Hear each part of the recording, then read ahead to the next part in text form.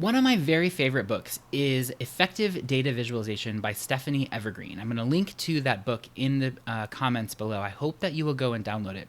But in this book, she talks about the visual hierarchy of graphical perception, some of the conventional studies that we base our current data visualization best practices on today. These studies by Cleveland and McGill in the 80s come up with a visual hierarchy of how our brains perceive information, how they best perceive information. I think it's important to know that we can create lots of different types of data viz and have them be accurate, but the ways that our eyes perceive them, our brains perceive them, can be just a little bit different. So we want to make sure that we are graphing our data, we're visualizing our data as high on the hierarchy as possible. And the very top thing, the best way that we can perceive information is through a common axis point, a point on a line along that common axis. So basically this is like dots or positions along an axis. That's where the data are encoded, in those dots right here on that common axis.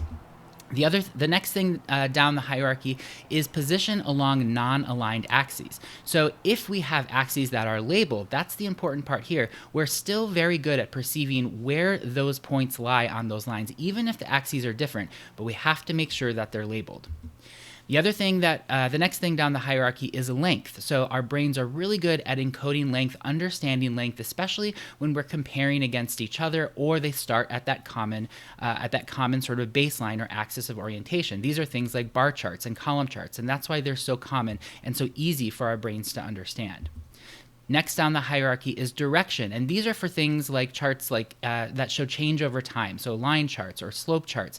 These are visuals that we can understand when the line is going in a specific direction. We understand that that sort of indicates a change, or the data are encoding change from our brains. Next on the hierarchy is angle. Our brains are not so good at perceiving angle or understanding data when angle is the primary way that the data are encoded. And so these are things like pie charts, maybe donut charts. Those things are accurate representations of data, or they may be accurate representations of data, but they're not the easiest for our brains to perceive.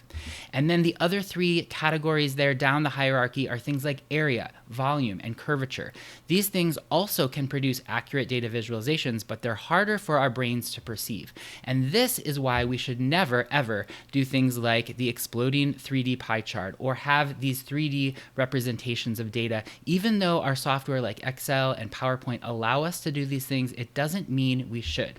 So the big point here, let that fly off the screen, and let's make sure that we are thinking intentionally about our data viz and graphing our data as high up on that hierarchy as possible. I hope you like this video. If you do, give it a thumbs up. Make sure to hit the link below in the comments for Stephanie Evergreen's Effective Data Visualization. There's a couple different volumes that you can get. I love to revisit them all the time. You will love them too. I hope you like this video, and I can't wait to see you next time.